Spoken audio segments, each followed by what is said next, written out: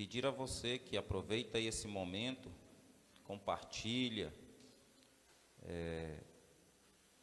este momento aí com outras pessoas da sua rede social, para que também possam estar conosco, ouvindo a palavra de Deus e sendo mais uma vez edificados, exortados, consolados por ela.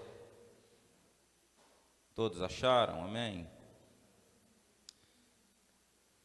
Portanto, assim diz o Senhor, acerca do rei da Síria: não entrará nesta cidade, nem lançará nela flecha alguma, nem tampouco virá perante ela com escudo, nem levantará contra ela tranqueira alguma. Pelo caminho por onde vier, por ele voltará. Porém, nesta cidade não entrará, diz o Senhor, porque eu a ampararei, a esta cidade, para a livrar por amor de mim e por amor do meu servo Davi. Sucedeu, pois, que naquela mesma noite saiu um anjo do Senhor e feriu no arraial dos assírios a 185.000 deles. E levantando-se pela manhã cedo, eis que todos eram corpos mortos. Então Senaqueribe, rei da Síria, partiu e foi e voltou e ficou em Nínive. E sucedeu que, estando ele prostrado na casa de Nisrote, seu Deus, Adramaleque e Sarezé, seus filhos, o feriram à espada e escaparam pela terra de Ararate. Amém. Deus abençoe. Amados e queridos irmãos, o texto que está em apreço diante de nós, ele traz uma dessas histórias interessantíssimas que relata a Bíblia Sagrada, porque no ano 701 a.C., a história é que Senaqueribe, ele já havia tomado pelo menos 46 cidades em Samaria, ao redor da Judéia, e ele desloca um grande exército, junto com o seu capitão, para que pudesse ir ajudar, e ali, diz a Bíblia que Rabizaquer, comandante deste grande exército, ele leva aos ouvidos do povo de Judá a seguinte mensagem. Ele diz: olha, Senaqueribe manda dizer-vos que ele vai subjugar a Judá, ele vai tomar a Jerusalém. E ele manda dizer-vos ainda mais que não adianta colocar a vossa confiança em nenhum outro Deus, ou no seu próprio Deus, ou ter em outras nações a segurança do poderio bélico para vir contra Senaqueribe.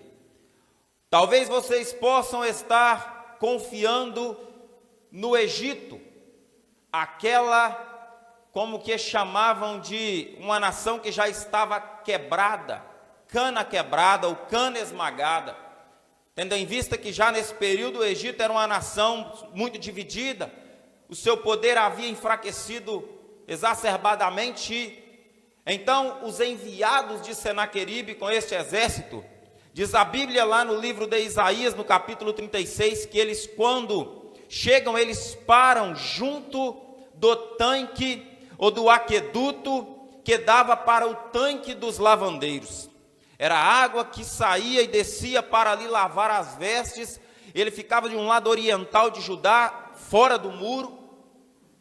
E eles chegam exatamente naquele ponto, num ponto onde eles agora tomaram posse da fonte das águas que poderiam abastecer a cidade. Eles também colocaram o exército fronte à porta da cidade, fazendo com que a alimentação não entrasse na cidade. Ou seja, eles usaram uma estratégia para desestabilizar o povo de Judá e ao rei Ezequias. É nesse contexto que eles começam então a bradar que Senaqueribe os subjugaria, e o melhor que eles tinham a fazer era se dobrar diante de Senaqueribe e reconhecer a Senaqueribe como o rei daquele lugar. O exército assírio, por onde eles passavam, eles deixavam a marca de terror, porque eles tratavam seus inimigos de forma muito cruel. Quando eles capturavam, os historiadores dizem que eles arrancavam o nariz, eles arrancavam a orelha, eles abriam o ventre de mulheres, ele tirava as genitálias do homem e o deixava agonizando, tudo isso para marcar o seu território como um território de força bruta, de algo de terror, para que o inimigo não tivesse condições de se levantar contra Senaqueribe.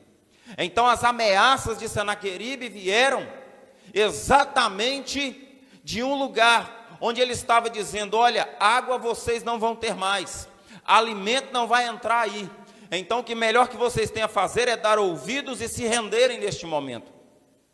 E é interessante que eles começam a falar em judaico ou em hebraico, e eles começam, mesmo falando em língua aramaica, eles começam a falar exatamente na língua que o povo ouvia. E os ouvintes ali, eles começaram a tremer e a temer, porque eles começaram a ouvir tamanhas ameaças de um exército gigantesco, um exército covarde. E naquele momento, diz a Bíblia que os enviados de Ezequias pediram para que eles pudessem falar no aramaico, que eles conheciam também, ao invés de falar hebraico, mas eles disseram: não, nós queremos falar também a todo este povo e a quem está escutando nos muros. Sabe por quê? Para que eles saibam que a partir de hoje eles vão comer esterco das suas fezes e beberão da sua própria urina. Esta foi a ameaça do inimigo para o povo de Deus, de tal forma a fazer com que o coração deste povo se derretesse diante das ameaças deste inimigo. Mas é interessante dizer também que Zedequias e o povo que com ele estava não disse uma palavra sequer. Eles ouviram as ameaças de Senaqueribe, eles ouviram tudo aquilo que ele estava fazendo com os pés colocados sobre o aqueduto do cano que levava água para tanto a cidade quanto para os lavandeiros. Era o local onde se dizia ser um suprimento de água para a providência da vida.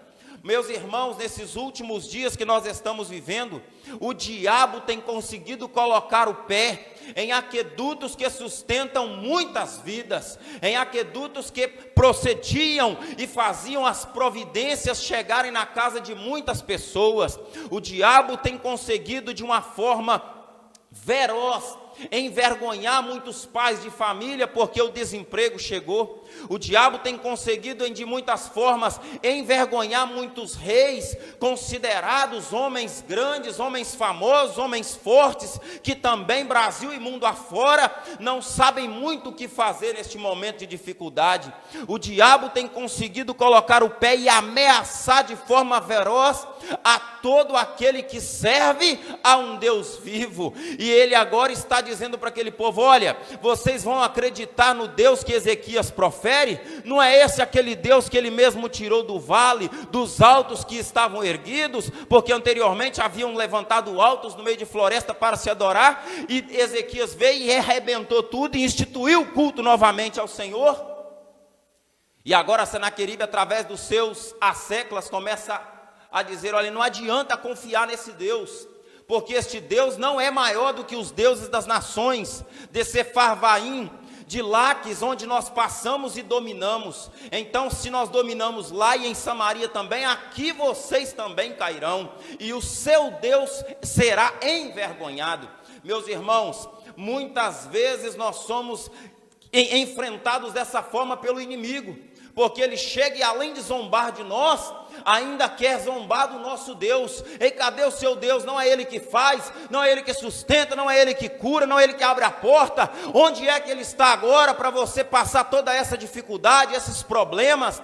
E as pessoas ali começaram a ter graves problemas emocionais, porque a ameaça e o medo faz isso com a gente. Ela tira da gente a percepção do equilíbrio, ela tira da gente uma visão otimista das coisas, e ela começa a introduzir o medo de tal forma que o pavor toma conta da gente, e a gente agora só pensa o que vai ser amanhã, esquecendo-se de um Deus grande que está conosco.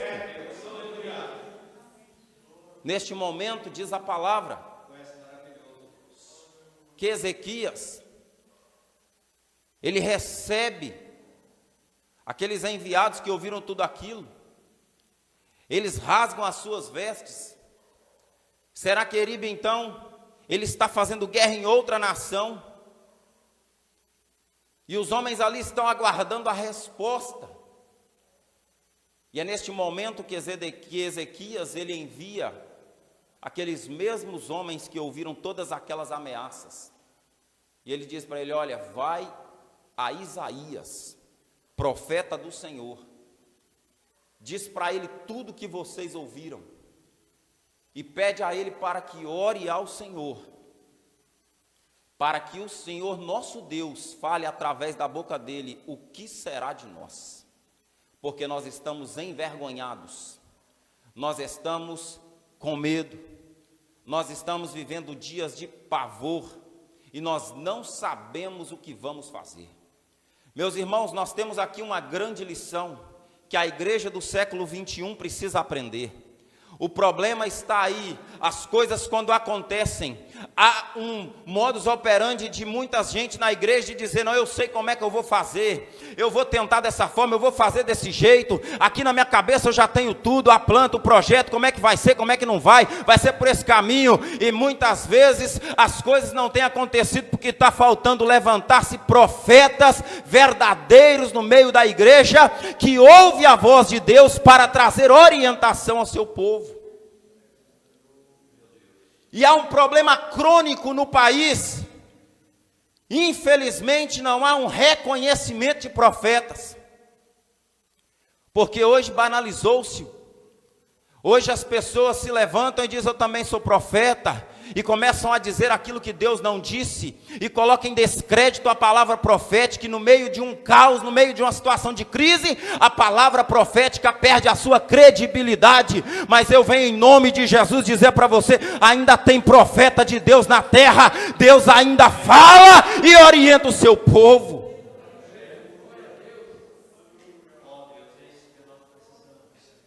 Diz a palavra de Deus então que Isaías, ele ouve atentamente tudo aquilo que eles haviam dito. E ele disse para eles: foi isso que Senaqueribe disse, é isso que ele disse.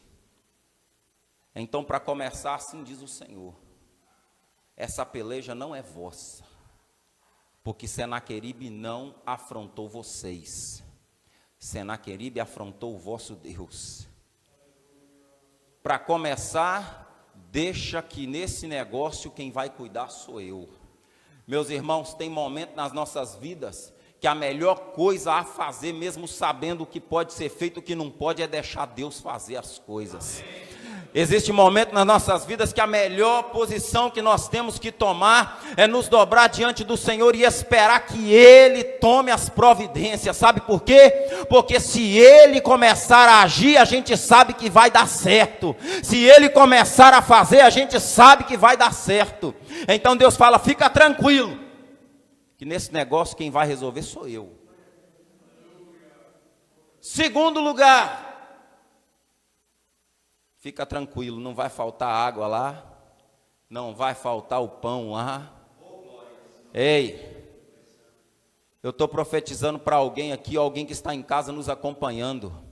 Deus está mandando dizer: fica tranquilo que não vai faltar pão e não vai faltar água na cidade para você. Sabe por quê? Porque você está na cidade do nosso Deus. Ei, quem está servindo ao Senhor está envolvido na Jerusalém de Deus. Deixa eu te dizer uma coisa: Deus continua no controle de todas as coisas. Não adianta o inimigo imaginar que vai pôr o pé na provisão de Deus para a tua vida, que quem faz jorrar é o Senhor, e há um rio que corre debaixo do trono do Senhor e vai sustentar a minha, a sua vida, e não vai faltar água para nós.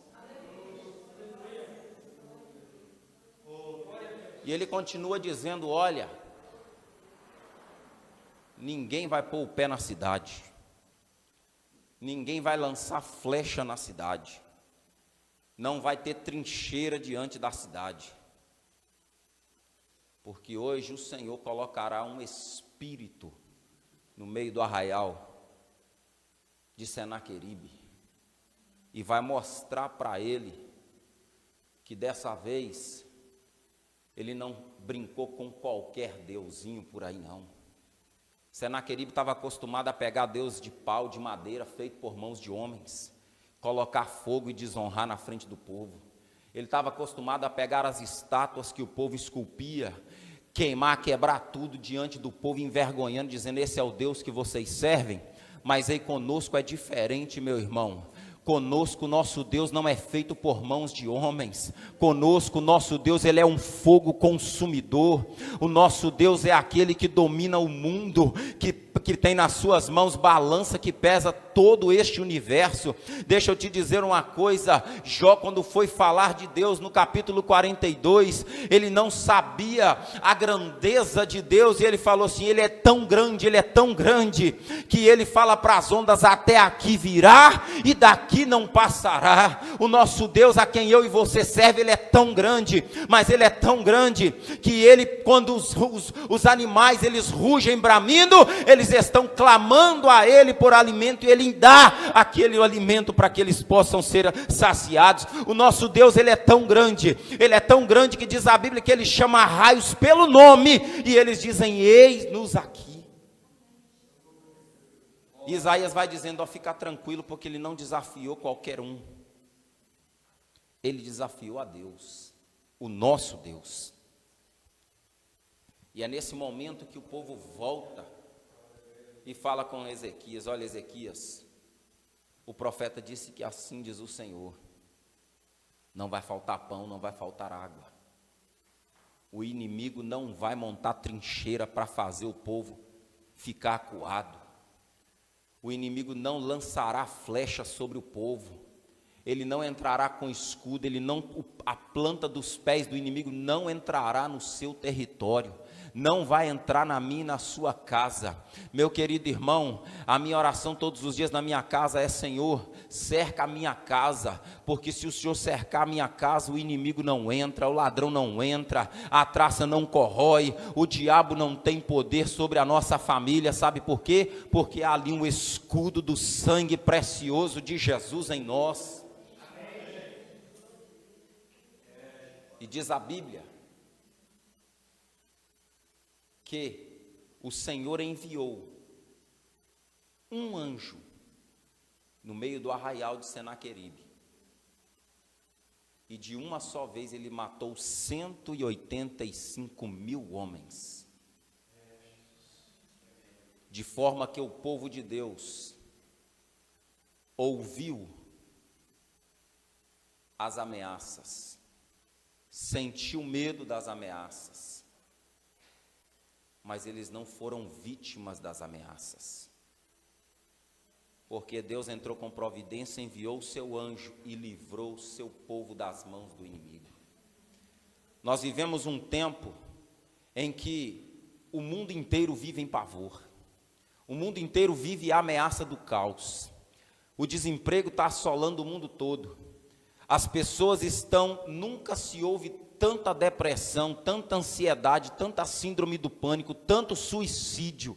Nunca se ouve tanta separação, nunca se ouve tanta violência, nunca se ouve tanta desesperança no coração das pessoas, no intuito de não saber se amanhã estarão vivos, se amanhã serão contaminados, se amanhã a família vai chorar. Eu venho em nome de Jesus dizer que a nossa vida está nas mãos de Deus. Ei, as ameaças estão aí, mas há um Deus no céu que continua controlando tudo. O diabo está ameaçando, o diabo está matando, o diabo está roubando, o diabo está cerceando, o diabo está limitando, mas aí vai chegar um momento que o anjo do Senhor vai ser liberado com a resposta de vitória para a sua igreja, e não importa qual seja o momento, o que importa é que a igreja ainda sairá vitoriosa. Sabe por quê? Porque ela não pertence a homens, ela não pertence a ser humano algum, porque se pertencesse nós estaríamos acabados e aniquilados, mas o Senhor está dizendo hoje: ei, eu estou com a mão estendida ainda pela minha igreja,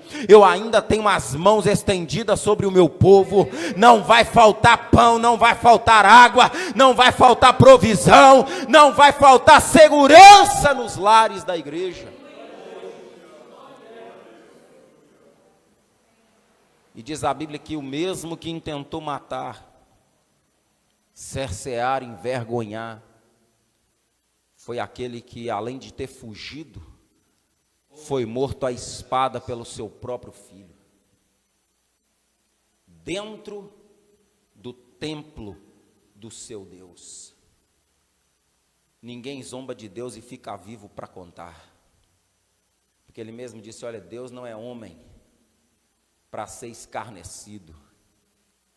Ei, não adianta quem envergonhar ou tentar envergonhar o povo de Deus, saiba que terá graves consequências. Meus irmãos, é um tempo de nos levantarmos e clamarmos muito mais ao nosso Deus e apresentarmos a Ele a nossa vida, a nossa circunstância. Nós vivemos um tempo tão estranho que as pessoas, quando a coisa aperta, todo mundo procura o psicólogo, o psiquiatra, o terapeuta, os remédios, a ansiedade toma conta, e eu também já cometi esse erro. Eu já cheguei a ficar tão ansioso por problemas, tão ansioso, que eu tomei um remédio para dormir e não dormi. Tomei 2 remédios para dormir e não dormi. Tomei 3 remédios para dormir e não dormi.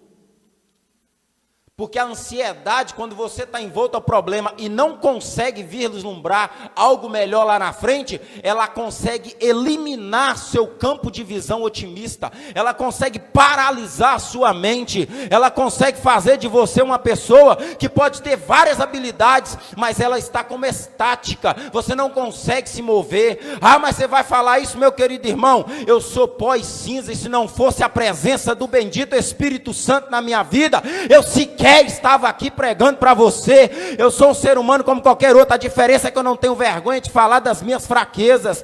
Foi aí que o bendito Espírito Santo me visitou de madrugada, e ele disse para mim, você pode tomar uma cartela de remédio, porque o que você está passando, o remédio não vai resolver, o psicólogo não vai resolver, o psiquiatra não vai resolver, o que vai resolver é a minha presença. Fica tranquilo e aguarda que eu vou fazer alguma coisa.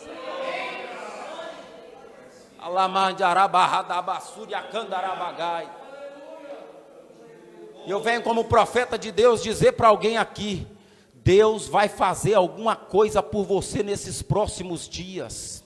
Eu sinto a presença de Deus muito forte. Ei, você está vivendo um período que você já não sabe mais o que você vai fazer, mas Deus me trouxe aqui para pregar esta noite e dizer para você, aguarda mais um pouquinho que eu vou abrir a porta e você vai saber que sou eu. Alamai chokaturi miharabadasuya.